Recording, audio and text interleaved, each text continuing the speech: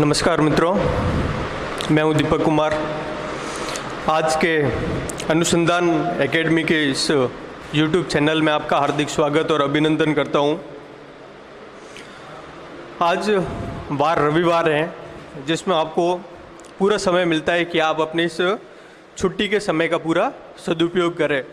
तो हम चाहते हैं कि अनुसंधान एकेडमी चाहती है कि आप अपना समय का सदुपयोग करें और आप अपना मुकाम हासिल करें, जिसके लिए आपको अपनी मेहनत तो करनी ही पड़ेगी और अनुसंधान एकेडमी अपनी मेहनत कर रहा है।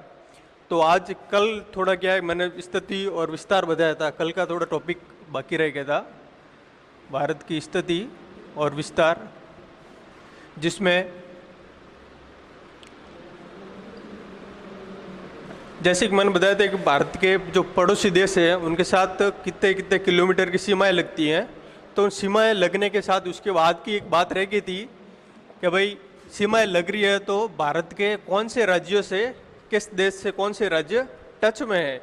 तो उसमें आप आज देखेंगे कि किस देश के साथ भारत के किस किस राज्य की सीमा लगती है। पहले तो ये अपन बना देते हैं अपना भारत,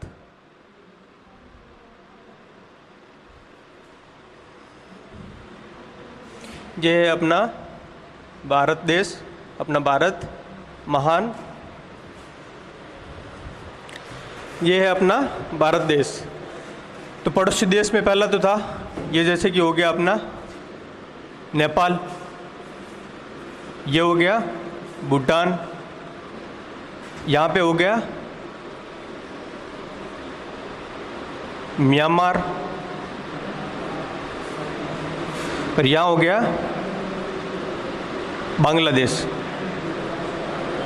बांग्लादेश, और यहाँ हो गया मुसीबत की जड़ चाइना। यहाँ पर हो गया थोड़ा सा टच में है लद्दाख के अफ़गानिस्तान, मैं शॉर्ट में लिख रहा हूँ अफ़गान। ये आपके हो गया यहाँ से पाकिस्तान, पाक। तो पड़ोसी देशों में अपन ने अध्ययन किया था, पाक के साथ, अफ़गानिस्तान के साथ, चाइना के साथ, नेपाल, भूटान, बांग्लादेश और म्यांमार। 1 2 3 4 5 6 7 हो गए देश, उनके साथ सीमाओं का अपन ने अध्ययन किया था। आज अपन देखते हैं कि किस देश के साथ किस राज्य की सीमा लगती है। पहले देखते हैं चाइना के साथ। चाइना के साथ में पहले तो लगती है ये लद्दाख, लद्दाख हो गया चाइना के साथ। देखते हैं अपन, यहाँ साइड में एक बार लिख देते हैं। चीन के साथ लगने वाली राज्यों की सीमा, पहला तो हो गया लद्दाख। दूसरा यहाँ आते हैं अपन, यहाँ से लेते हैं हिमाचल प्रदेश, ये अपना हिमाचल प्रदेश। तीसरा है उत्तराखंड, ये यहाँ पे आ गया उत्तराखंड। उत्तराखंड थोड़ा यहाँ से टच में है, जो चाइना का बॉर्डर है, उत्तराखंड आ गया। उत्तराखंड के बाद यहाँ पे आएंगे अपन, ये अपना सिक्किम। उत्तराखंड के बाद मैं शॉर्ट में लिख रहा हूँ सिक्किम, आप अपनी नोटबुक में पूरा नाम लिखे सिक्किम। सिक्किम के बाद यहाँ आ जाएंगे अपन अरुणाचल प्रदेश, ये अपना अरुणाचल प्रदेश AP। ये हो गए चीन के साथ। चीन के बाद अपन बात करते हैं दूसरा जो अपना राज्य था, वो था नेपाल। आपको सामने ही दिख रहा है, नेपाल के साथ लगने वाली सीमाएं आप बता ही सकते हैं। उत्तराखंड, नेपाल के साथ लगने वाली उत्तराखंड। उत्तराखंड के बाद अपना यहाँ पे यूपी, यूपी के बाद में यहाँ पे आ गया अपना बिहार, ये बिहार। बिहार के बाद यहाँ से आ गया आपका वेस्ट बंगाल, यहाँ से घूमता हुआ यहाँ तक आता है वेस्ट बंगाल। वेस्ट बंगाल के बाद में यहाँ से थोड़ा टच में आ रहा है वेस्ट बंगाल। वेस्ट बंगाल के बाद थोड़ा आ रहा है असम। वेस्ट बंगाल के बाद सिक्किम तो है ही, सिक्किम। सिक्किम के लिए मैंने शॉर्टकट में SKM लिख दिया। तीसरा जो है भूटान। भूटान के साथ आपको दिख रही है सीमा, सिंपल सी बात है। पहला तो हो गया सिक्किम, वेस्ट बंगाल और अरुणाचल प्रदेश, और एक हो गया, ये 3 हो गए। उसके बाद सिक्किम, वेस्ट बंगाल, अरुणाचल प्रदेश और एक हो गया असम। फिर आते हैं चौथा देश, भूटान के बाद नेपाल हो गया, चाइना हो गया, भूटान हो गया। चौथा देखते हैं अपना ये बांग्लादेश। बांग्लादेश के बाद आप क्या करो कि आपके एग्जाम में जब भी आएगा ज्योग्राफी अगर आपको पढ़नी है तो आपको मैप जो है राजस्थान का और भारत का, ये दो मैप आपको अपने दिमाग में फिट कर देना है। बिना मैप के आप ज्योग्राफी कभी पढ़ ही नहीं सकते।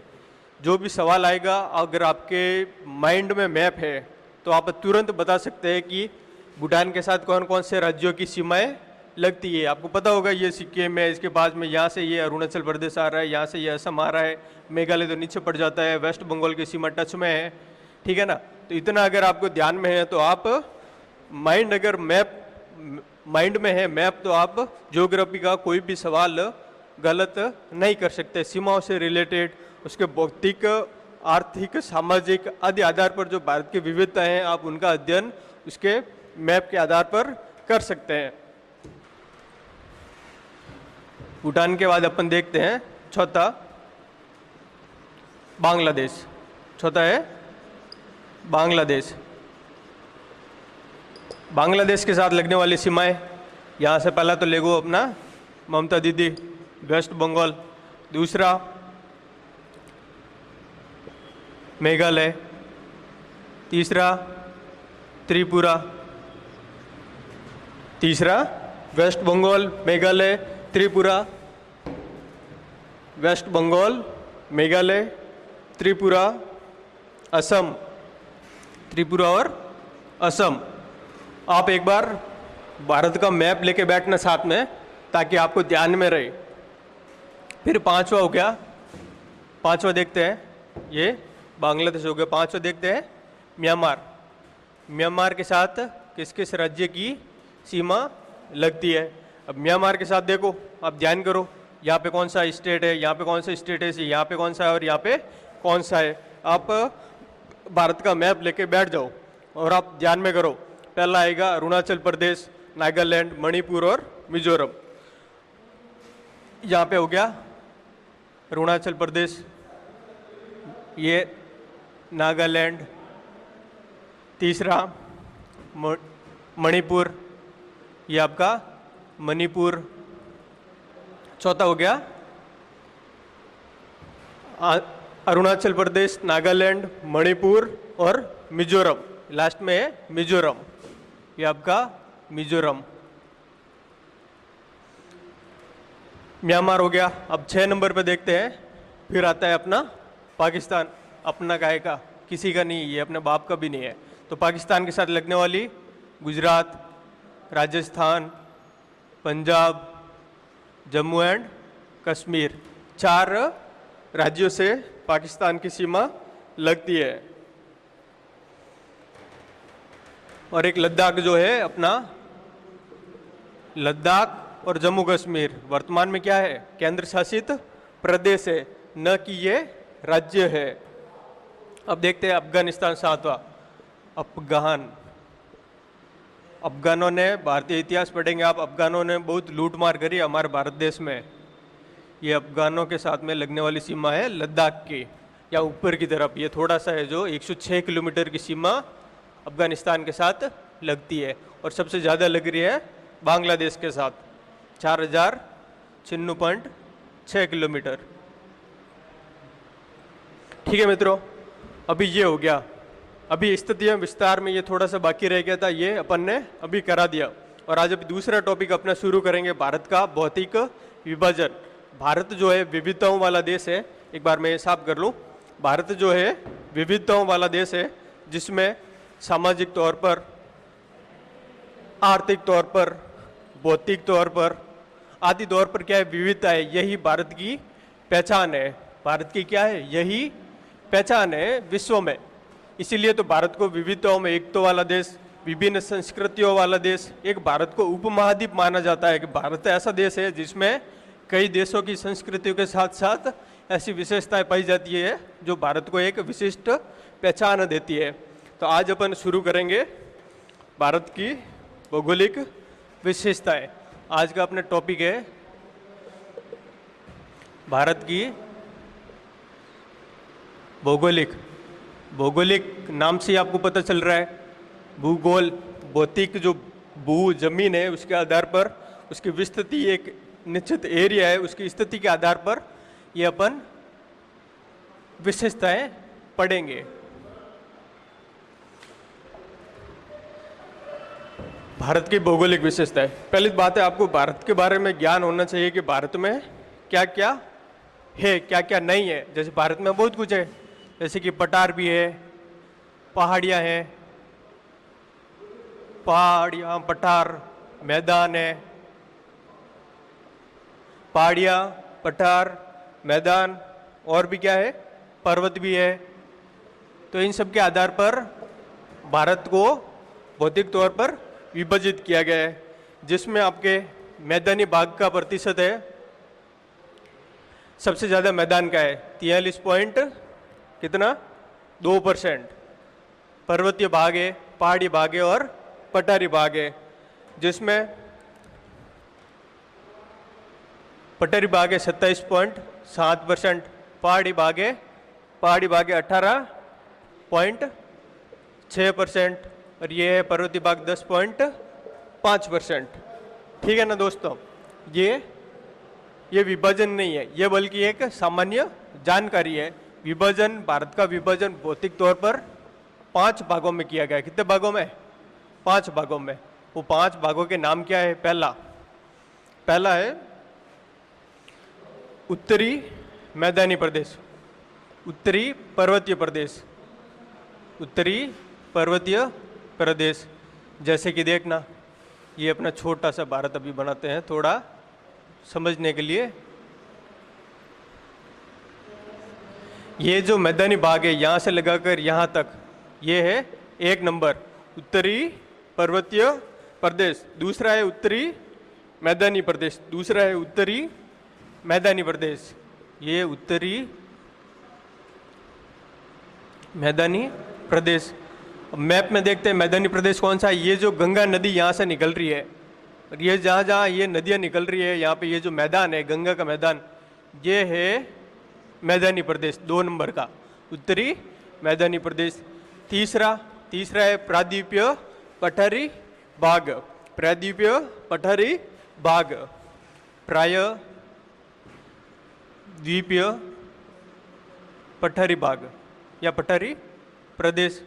प्रायद्वीपीय पठारी कैसे? प्रायद्वीपीय नाम से पता चल रहा है, द्वीपीय और प्राय, ऐसा स्थान जो न तो पूरा इसमें है और न ही पूरा इसमें है, यानी कि तट के किनारे किनारे स्थित है।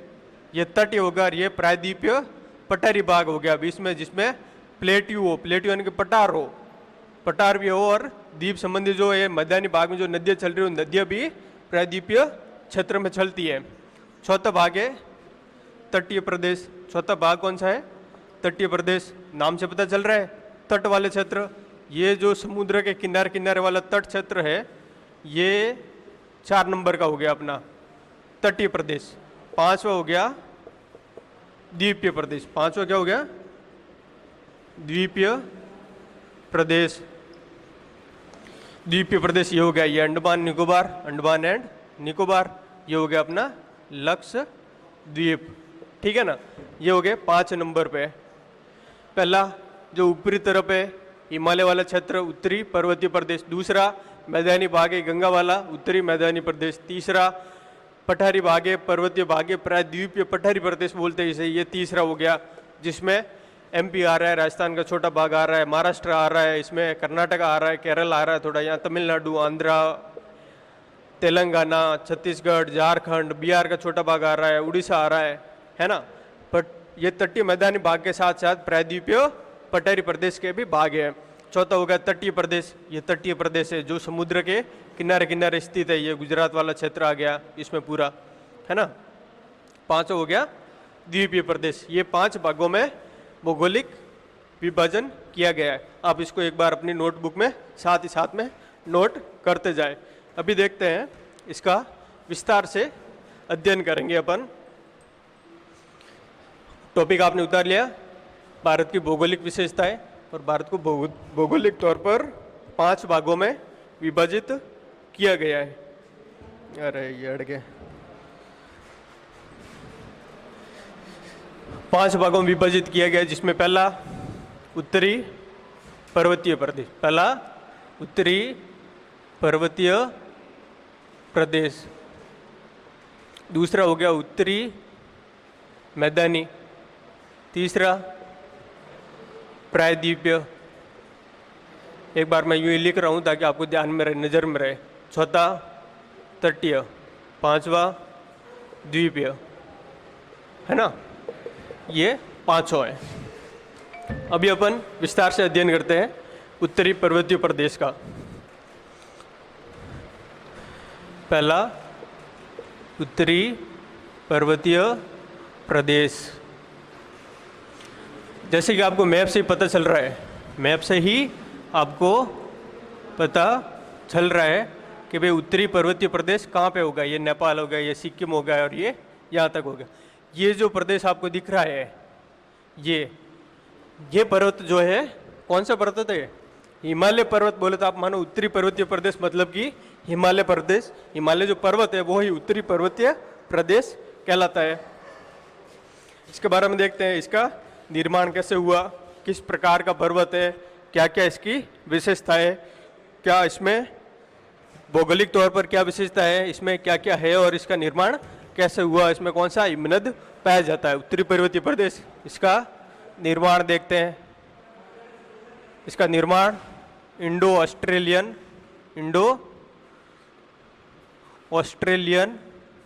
व यूरेशियन प्लेट के अभिसरण से हुआ है। प्लेट के अभिसरण, अभिसरण क्या होता है? अभिसरण होता है दो प्लेटों का आपस में टकराना, जैसे कि इंडो ऑस्ट्रेलियन प्लेट और एक यूरेशियन प्लेट जो यूरोप यहाँ पे यूरोप और एशिया की जो प्लेट है, ये प्लेट और इंडो ऑस्ट्रेलियन प्लेट का आपस में क्या हो गया? टकराव हो गया। टकराव होने से जो बीच में ये जो बड़ी जमीन हो गई ये ऊपर उठ गई और इस कारण से हिमालय का निर्माण हो गया। इसका निर्माण इंडो ऑस्ट्रेलियन व यूरेशियन प्लेट के अभिसरण से हुआ है। लद्दाख का पठार है, लद्दाख का पठार है। अब लद्दाख के पठार के बारे में विस्तार से देखो। इसकी ऊंचाई कितनी है? ऊंचाई कितनी है? ऊंचाई कितनी है? 11,800 मीटर। यह एक अंत पर्वतीय पठार है। आपको पता है लद्दाख लेह जो है वो सबसे शुष्क स्थान है, सबसे ठंडा स्थान है। इस कारण से वहाँ बरसात कम होती है। अंत पर्वतीय क्षेत्र होने के कारण यहाँ पर क्या है? शुष्क परिस्थितियाँ पाई जाती है। शुष्क परिस्थितियाँ होने के कारण यहाँ पर ठंडा स्थान है और इसलिए इसे ठंडा मरुस्थल भी कहा जाता है। शुष्क परिस्थितियाँ, अंतर्पर्वतीय पठार, ठंडा मरुस्थल, और ये भारत का सबसे ऊंचा पठार, भारत का सबसे ऊंचा पठार है। भारत का सबसे ऊंचा पठार कौन सा है? लद्दाख का पठार, जिसकी ऊंचाई 11,800 मीटर। ठीक है मित्रों, ये आप अपनी नोटबुक में एक बार उतार लीजिए, रक्कापोशी यहाँ पर है। अब अपन पढ़ेंगे जास्कर श्रेणी के बारे में, जो ट्रांस हिमालय की तीसरी श्रेणी है, उसके बारे में एक बार ये आप अपनी नोटबुक में नोट कर लीजिए।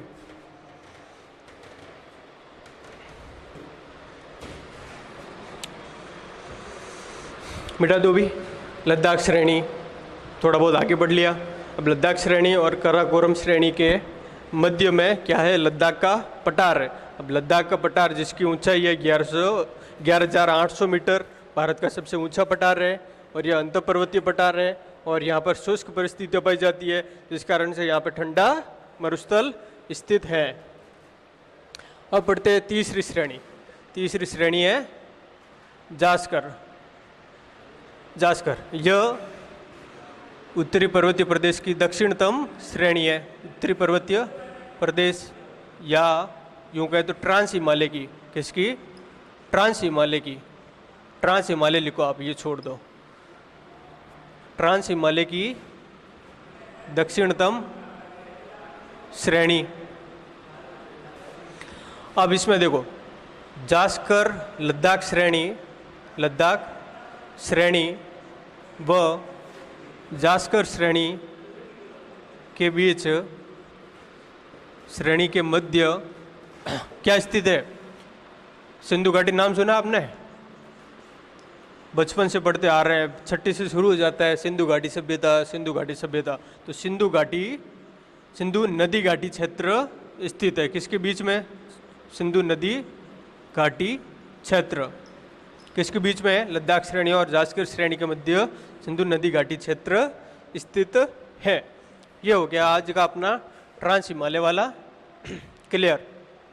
ट्रांस हिमालय में 3 श्रेणियाँ थी, पहली काराकोरम श्रेणी, दूसरी लद्दाख श्रेणी जिसमें सबसे ऊंची चोटी रक्कापोज, तीसरी जास्कर श्रेणी है जिसमें ये लद्दाख श्रेणी और जास्कर श्रेणी के मध्य क्या नदी निकलती है?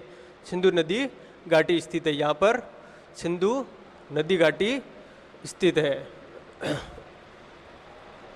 सिंधु नदी घाटी क्षेत्र है ये लद्दाख और जास्कर के मध्य।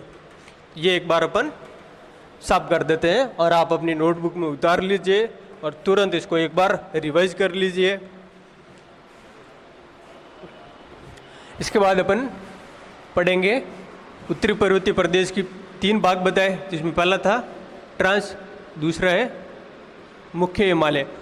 अब नहीं पढ़ेंगे अपन, कल पढ़ेंगे मुख्य हिमालय के बारे में, मुख्य हिमालय के बारे में, जिसमें मुख्य हिमालय इसका निर्माण कहाँ पर स्थित है, निर्माण काल क्या है, इसके कितने भाग है, कितनी श्रेणियाँ हैं, कौन से पठार है, कौन से हिमनद है, कौन सी नदियाँ बहती है, कौन सी सर्वोच्च छोटी है, इस सब के बारे में अध्ययन करेंगे।